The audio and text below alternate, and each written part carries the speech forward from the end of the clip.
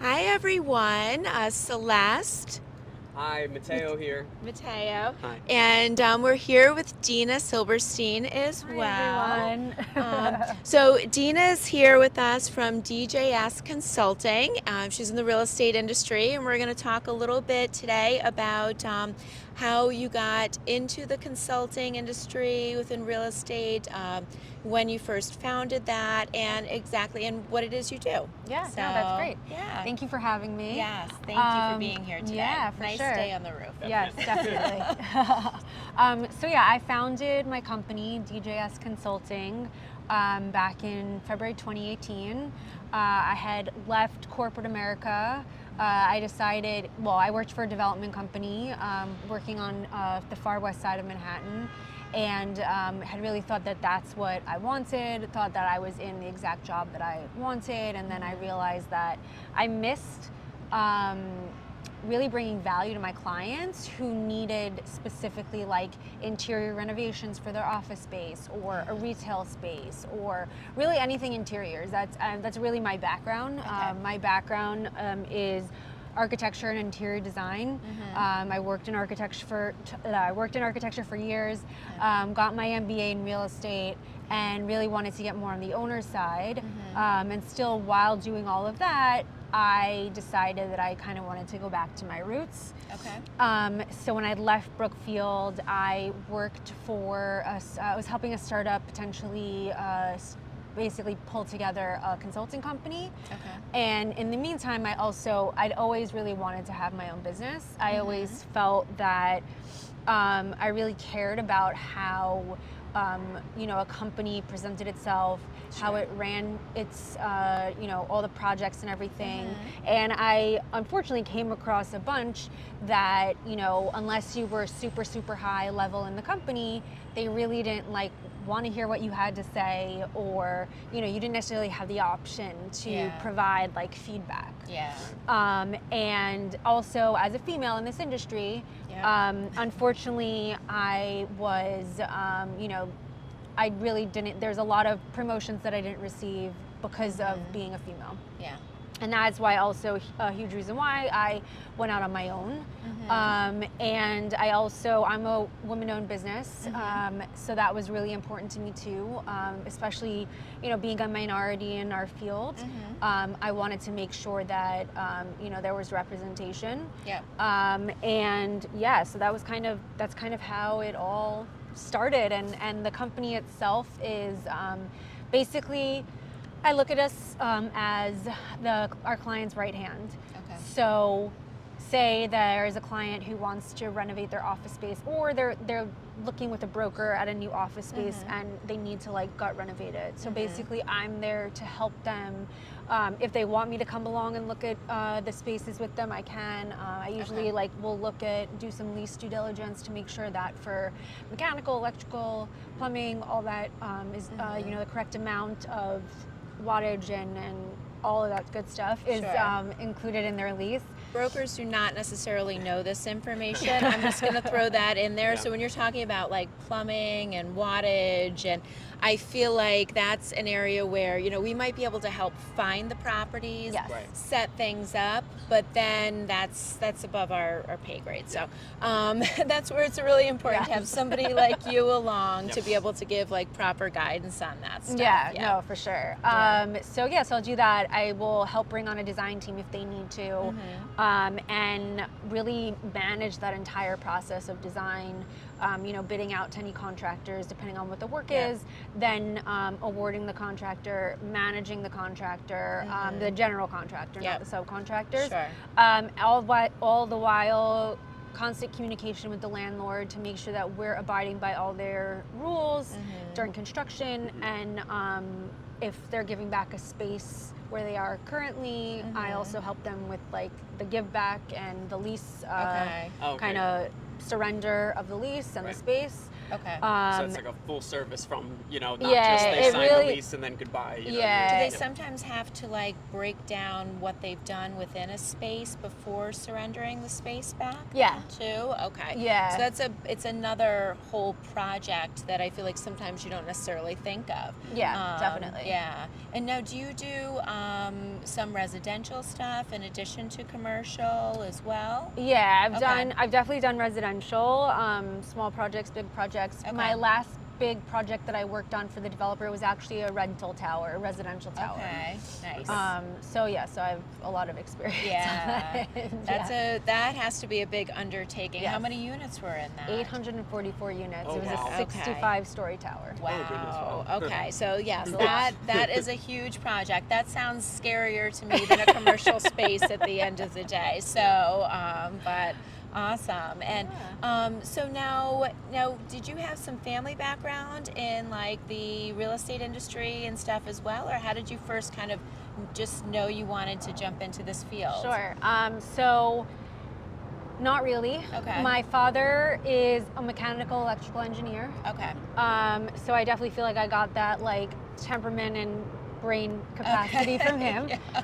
I just always loved to like build things, whether it was like Legos or even with I've seen your electronics. Legos that you've done, and when I was looking at those, I was like, oh my God, this requires so much patience. I don't think I could do it. Yeah. So yeah, and even like anything electronic, like I always loved playing around if something was like, I loved figuring out the puzzle. Yeah. And then I loved art. I did art in high school, like a special art program in high school, painting, ceramics, photography I love also. Yeah. So for my mom kind of mentioned it one time. She's like, oh, like why don't you look into that? And actually I was in 6th grade and I had art class. And my art teacher's husband came in, and he's an architect. Okay. And he explained to us what he did, and he mostly just did kitchens and like a lot of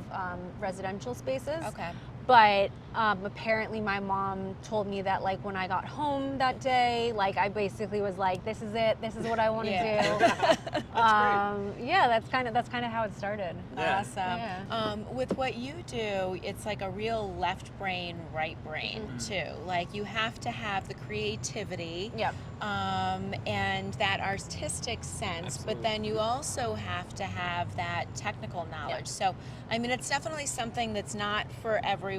No. I feel like most people kind of operate in one, playing field or the other, so to speak. But yeah, you have both, which is really huge. And just to kind of piggyback on what Dina was saying about, in the real estate industry, that it's definitely not an easy industry to be a woman in. Nope. And, there's a lot that, like, you have to really kind of figure out how to get I'm going to use a word my grandmother used all the time, like chutzpah. Yeah, like you have to, you have to learn how to be assertive and, and stand up for things and speak up. And it's definitely, like kudos to you for really kind of like making your way, because I know it's especially the commercial industry. Yeah. I feel like commercial is a whole different animal than residential. Yes, definitely. I mean, it just knowing like with Mateo and I, like when somebody needs a commercial space, we partner up with commercial brokers because it is such a different animal. Just like 100%. You're talking about due diligence on things, like it's totally night and day, the contracts, like all of that stuff. So to me that's an even more challenging field to be in than just residential. I'll take a 900-page co-op word package that I just did, 2 days ago, was that it? Definitely, that sounds less seems a little bit intimidating to me. For sure. So now I know we met because you were living in Lenox Hill, and we just rented out Dina's place, by the way. And now you're in Chelsea, right? Yep. Okay, but hopefully we'll get her back to Lenox Hill eventually. We're coming back to the coming Yeah. back to the east side. That is gonna happen. Awesome. So tell us, what's like your favorite spot aside from this gorgeous rooftop at 301, Yes, of course. yes. What's your favorite spot in like Lenox Hill or the Upper East Side? Yeah, like what you're for gonna sure. kind of miss the most from being in Chelsea, Yeah. but that we'll get you back to. Yeah, for sure. I definitely love all the little neighborhood spots, and whether it's like the little wine bar down the street. Yeah. I really also love Maya, which is on First Avenue, and then actually like more recently, of course now I can't remember the name of it, but the new restaurant, the like all natural like Festival? Yeah, Festival. Okay. I was like, We actually Oh, did an yeah. interview with We Festival. did, Oh, cool. Yeah, Cool. we'll have to share that with you. Yeah, really that was cool, awesome. cool spot. Yeah. Yeah. Did you try the espresso martini? I didn't. Okay. I went there with my best friend when she was in town. Like, honestly, it was July 2021, so like things Okay. were just starting to Yeah. open up. So we did more of a like, let's order everything on the menu. But good to know their espresso martini is good Yes. because Yes. like we do love those. Yes. So. Their That's espresso their martini signature, yeah. is one of their signature Oh, items. okay, good to know. Yeah, and they have like a very cool like concoction of things. Oh, yeah. But we'll send you the interview, and then you Yeah, can listen to yeah, the yeah. owner himself I actually think the talk designer about it. in you will like that because Yes. they It's kind very of, it's the much. place that they pick upon like what your Yes. tastes are and all that, and Yeah. they create you something. And No, it's the it is. first farm to bar. Yes. Yes. Like yes. restaurant in I New York really, City. yeah, I really love that. Which was cool. Yeah. Awesome. Well, we'll definitely have to get you back to some of these Yes, spots. for And sure. what would you say out of all of New York City, like probably your favorite spot is if you had to pick one, like your kind of go-to like sanctuary, if you will. I actually really love living near the East River. Okay. Okay. And I've always lived on the east side, except for this new jaunt in Chelsea. I've always been near the East River. And Very that, what a good thing, way to though. jump I know, into the I west know. side, Yeah, right? I You embrace it. You said, okay, here I go. But yeah, I mean, I really love where we are in Lenox Hill, one, because it's just so accessible. Yeah. You know, I do love to walk the city. That's something that I Okay. love about the city. Yeah. And so that accessibility, and then being just literally like a 10-minute, not even a 5-minute walk to the water. Yeah. And just really for me, like having that silence and Yeah. kind of taking that time to like just think of where I Decompress. am, Yeah. decompress. Yeah. Absolutely. Yeah. It's important when you're in a city as busy as New York Oh, to make yes. sure that we try to take that time to decompress, or you're forced to. That's Yeah. what happens with my body. It forces me That's to decompress. very true. Very true. And I don't like to give my secret spots. I'm glad you're not Yeah. interviewing me that question, because I'm like, I am not telling anybody as a New Yorker, you know, I found it and no one else is going to find it. We'll get Mateo eventually. So awesome. Well, thank you for taking the Yeah, time to thank you chat for with having us.